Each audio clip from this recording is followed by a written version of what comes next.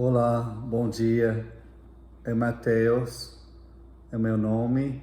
Sou americano suíço, tenho 43 anos. Nós começamos o processo de adopção quando eu tive 36 anos, foi no ano 2014. Foi quando eu fui transferido pela minha empresa a São Paulo, empecemos o processo. A primeira etapa, o início, foi um processo muito claro, com exigências a fazer. Foi bem organizado, estruturado, foi um processo que durou alguns 6 meses para passar as etapas. A segunda etapa do processo foi o processo mais largo e com mais suspenso, porque é quando você está na lista de espera, você não sabe o dia que vai receber uma chamada para conhecer a sua família, as suas crianças.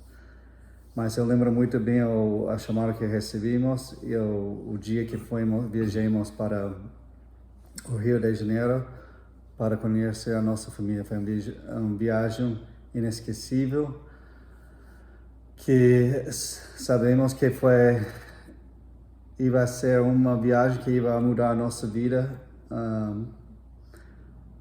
por completo para o resto da nossa vida. Eu lembro muito claro de todo momento, todo minuto dessa viagem a viajar, a conhecer nossas crianças.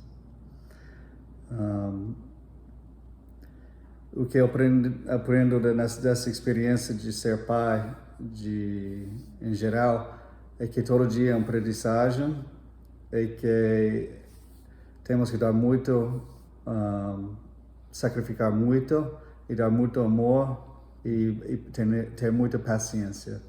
E essa vem das ambas partes dos pais e partes dos filhos também, porque todos os dias nós estamos conhecendo.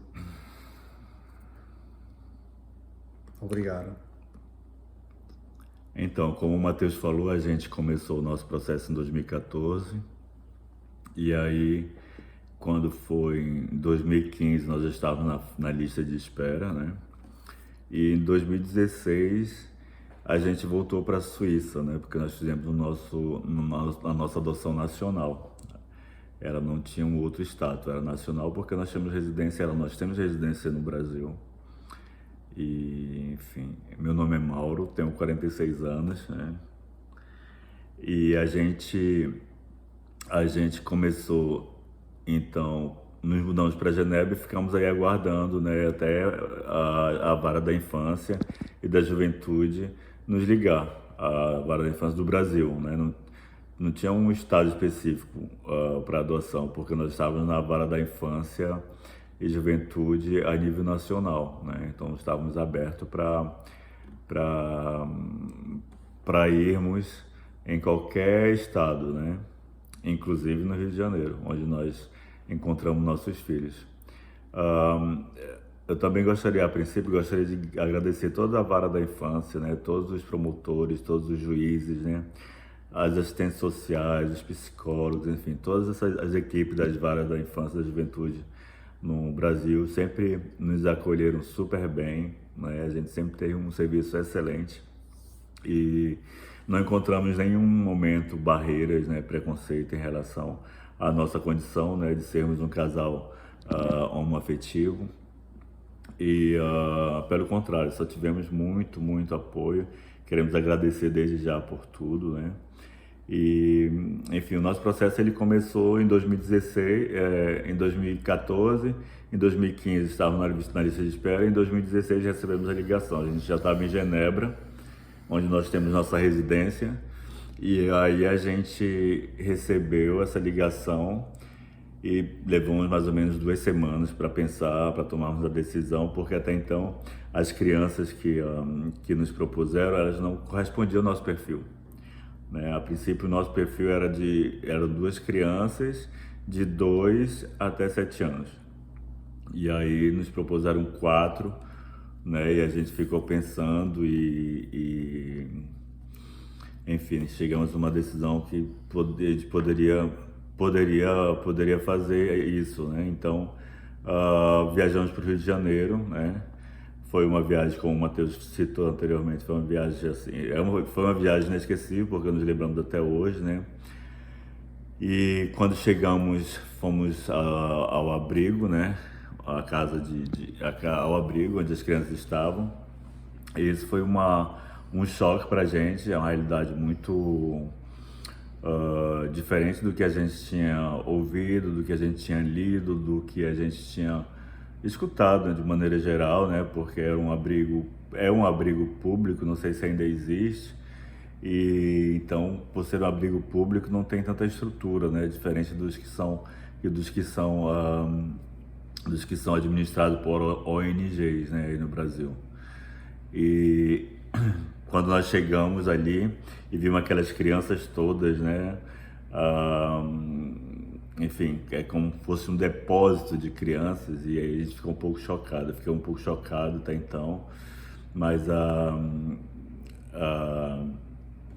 aquela vontade de ser pai, né, e ser mãe ao mesmo tempo, que é o que a gente representa para as crianças, eu acho que falou muito mais forte, muito mais alto, né? Então a gente deu continuidade, né, ao processo de integração, que durou mais ou menos uma semana e meia.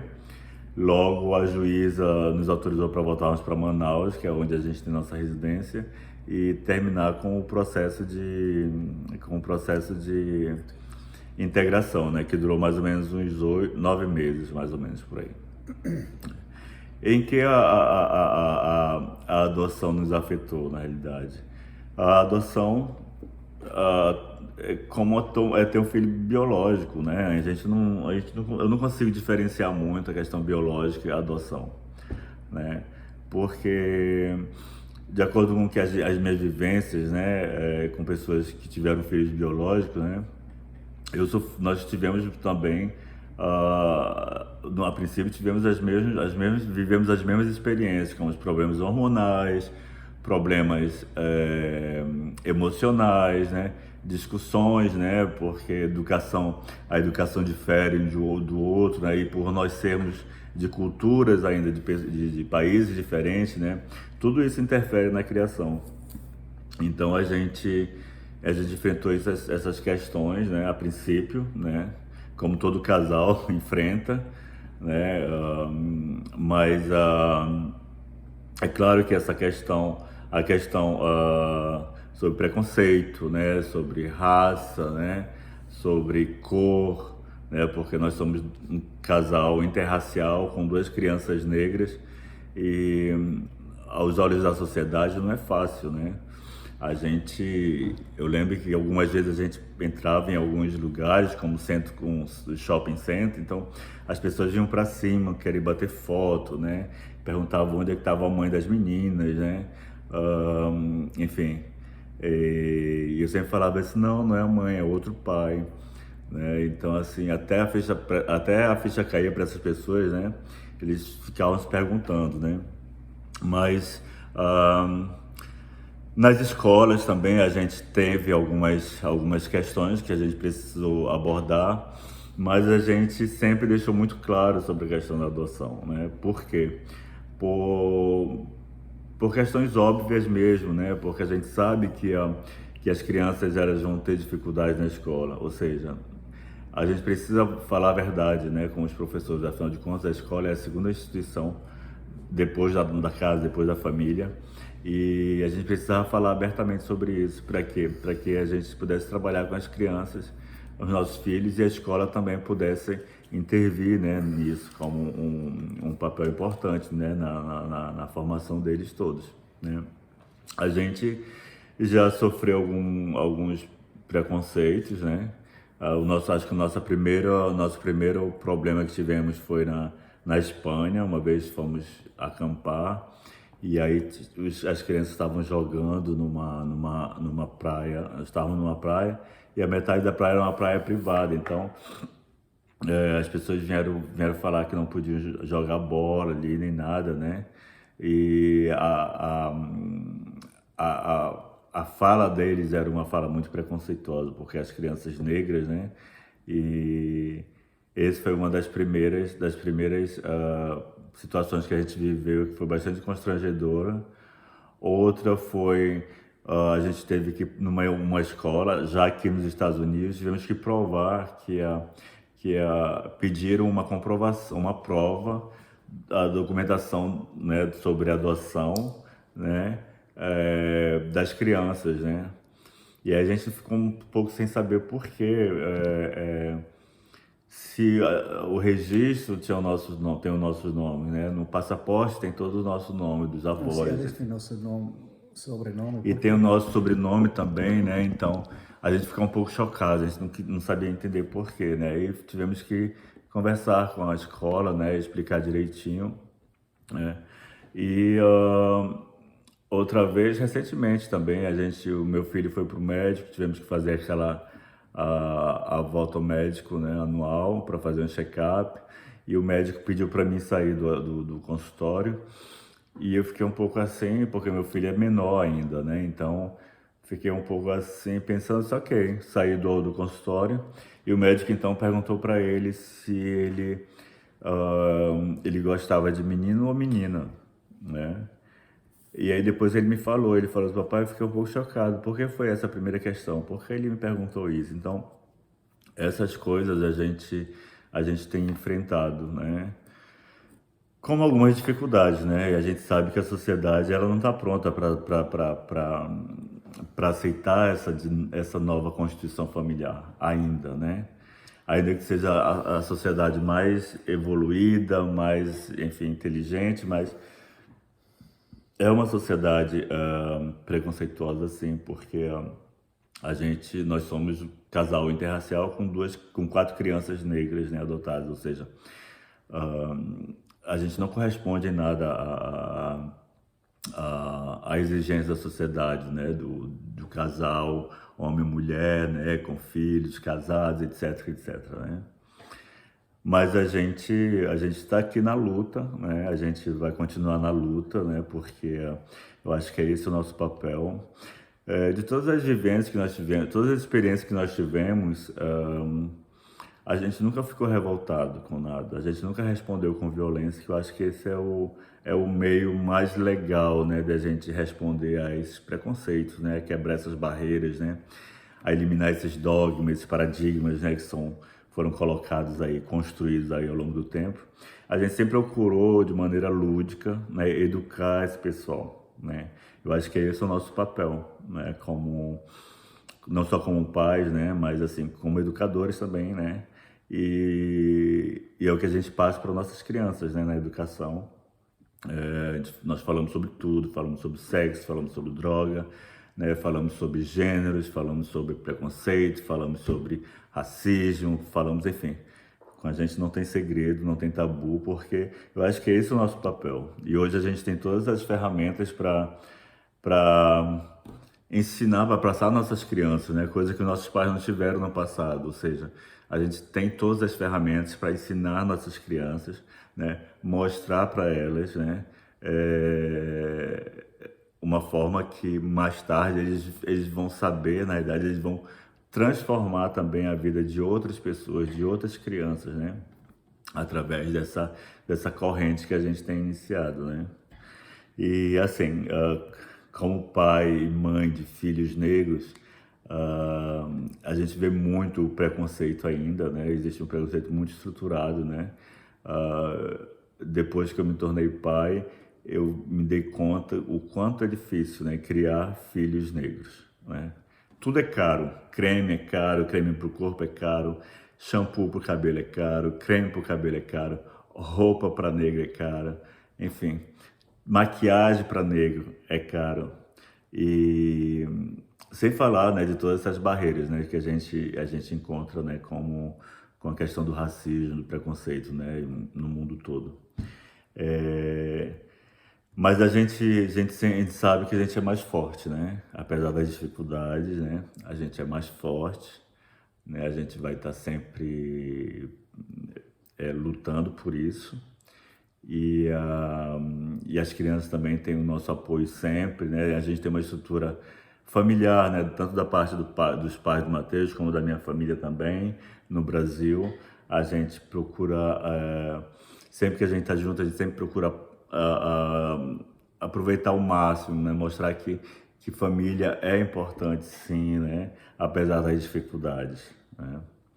E vou deixar um recado para vocês agora. A gente viveu uma experiência muito legal assim no abrigo, né, que a gente frequenta lá onde as crianças estavam.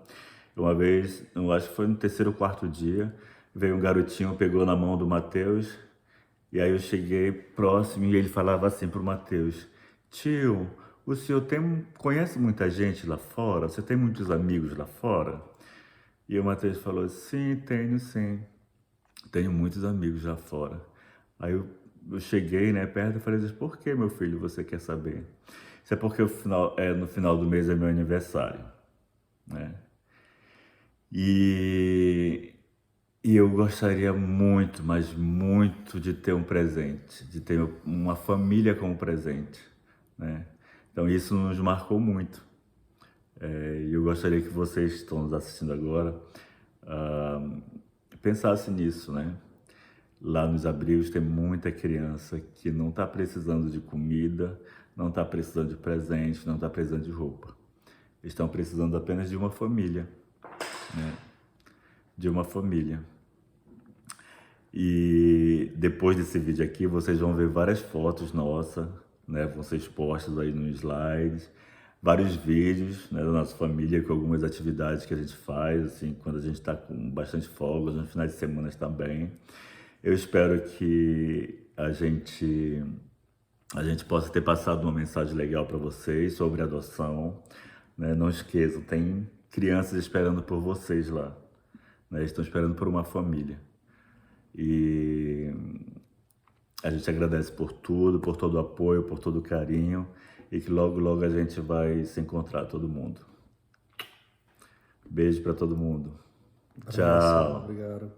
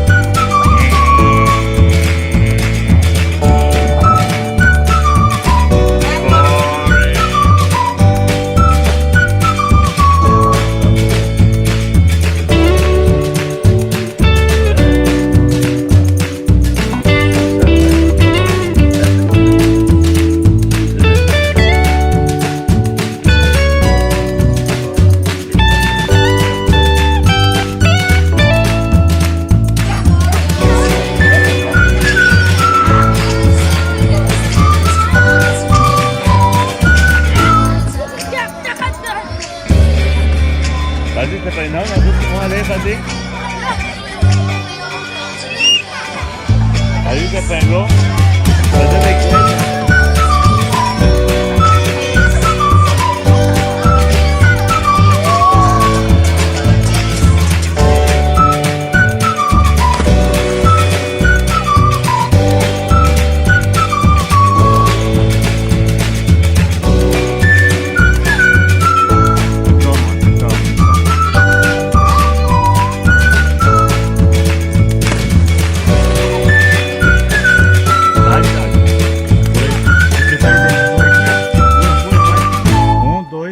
Pula, meu filho, tio tá aí do lado.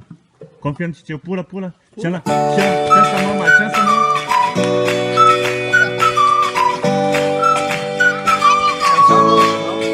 Tem que fechar a boca.